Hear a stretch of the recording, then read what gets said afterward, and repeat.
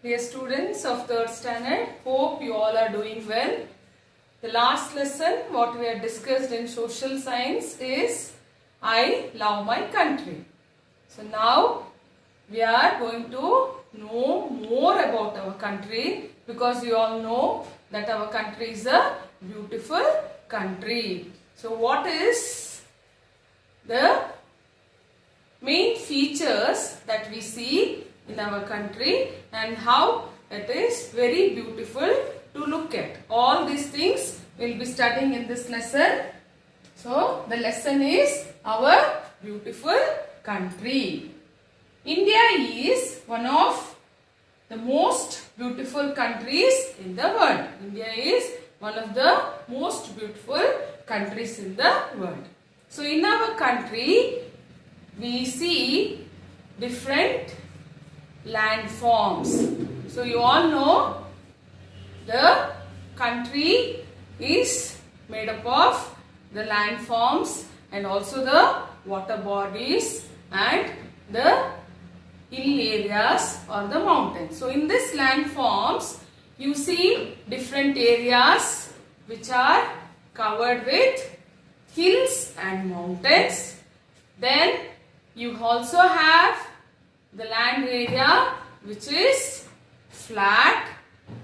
The land areas can be covered with sand, or some of the land areas it will be covered with rocky mountains or the rocky structures. Thus, in India you can see the diverse landforms. So now we'll see one by one how our country is and its beautiful features. Okay, the first one here, hills and mountains. A high land with a round top is called a hill. So the high land area which is round at the top you call it as the hills. Vindhya ranges and Nilgiri hills are the examples. Very high hills with sharp tops are called mountains. So again the high hills which has got the sharp top, are called the mountains. So when it is in this form which is very sharp at the top, you call it as mountains. Himalayan mountain ranges. There are many peaks in these ranges. So when it comes to the mountain areas, so you get to see many peaks in these ranges. Most of them remain covered with snow and remains cold throughout the year. The peak areas, they are covered with the snow and they are very cold throughout the years. So this weather you might have even experienced when you go to the hill stations. So thus when it is very high, so it will be very cold also.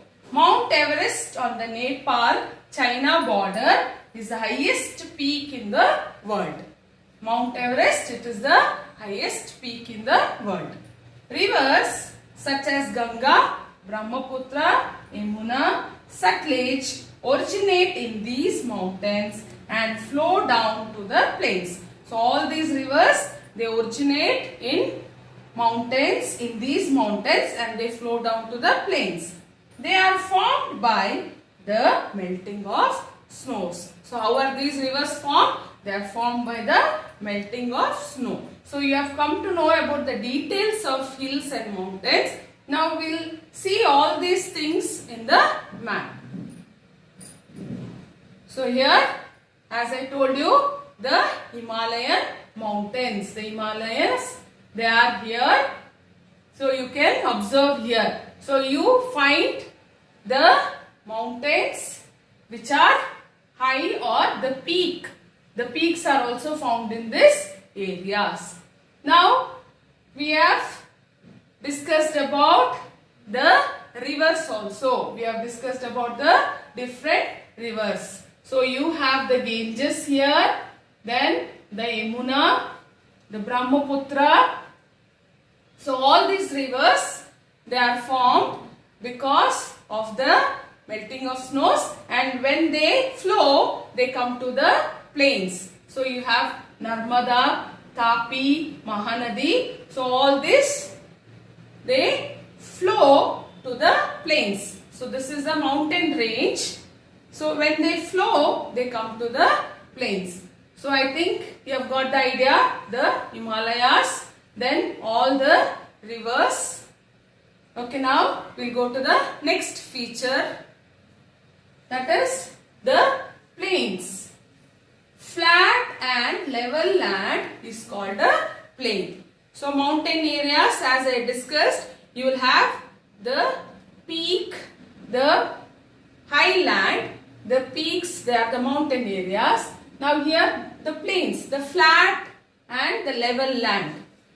To the south of the Himalayas lie the great plains of India. We'll see in the map, I'll show you there. To the south of the Himalayas lie the great plains of India. In the plains, summers are hot and the winters are cold. So in the plain area, the summers are hot and during winter it will be cold. Ganga and Yamuna flow through these plains. So Ganga and Yamuna. So we have already seen, once again we'll see. So these rivers, they flow through the plains. These rivers have made the soil fertile and many crops are grown here. So you know that when the rivers flow, the area wherever the rivers flow, the bank of the rivers, the soil will be fertile. What is the meaning of the word fertile? It will be very best soil for us to grow the crops. That's why many crops are grown here. Whichever river flows, the bank of the rivers or the places which lie on the bank of the rivers, they'll have fertile soil. Towards the eastern coast of India, we have the eastern coastal plain, and towards the western coast, we have western coastal plains. So this also I will show you on the map. Both the plains meet at Kanyakumari. Rivers such as Narmada, Tapi, Kaveri, Godavari, Mahanadi flow through these plains and join the sea. So all these rivers again, they flow in these plains and they join the sea. Coastal plains are neither hot nor cold. Coming to the map, observe it. The great Himalayan plains come to the south of the Himalayan range, and you have the rivers, that is Ganga and Yamuna. The area that comes close to these rivers are fertile.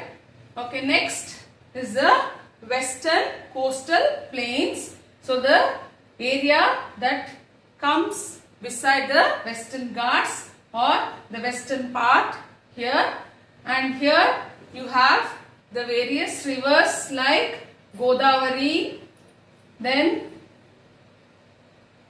Krishna, Tungabhadra. So many of the rivers, they flow from the Western Ghats and go and join to the Bay of Bengal. There are few rivers when it comes to the eastern coastal plains, that is the Mahanadi, which flows from the Eastern Ghat and joins the Arabian Sea. Now these two plains, that is the western coastal plain and the eastern coastal plain, they join at the Kanyakumari. So usually when it comes to the coastal plains, the weather will be moderate, not too hot or not too cold. Okay, we now see the next feature. Plateaus. A high land with steep sides and a flat top is called a plateau. High land with steep sides and flat top. The southern part of India is a plateau and is called as Deccan Plateau, the southern part.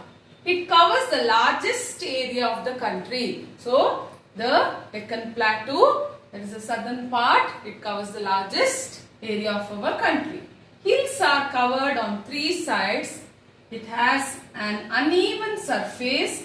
Land is hard and rocky, less fertile than plains. So, usually the hilly areas they will be less fertile than plains. Many rivers can be seen in Deccan Plateau and depend on rainwater. So, we can see many rivers in Deccan Plateau. Thick forests are covered in some parts. So, when it comes to the plateau area, you can also see they are covered with thick forest.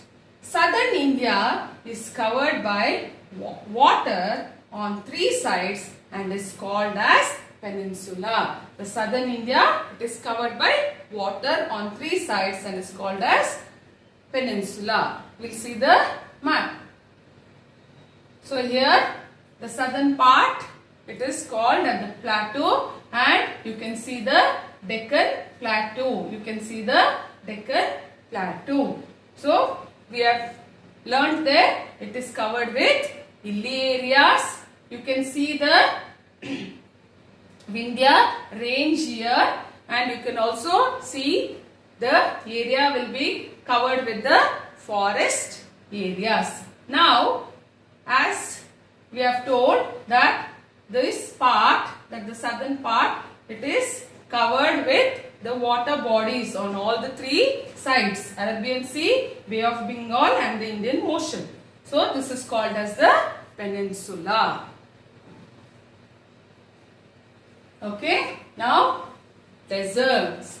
A large area of land covered with sand is called as desert.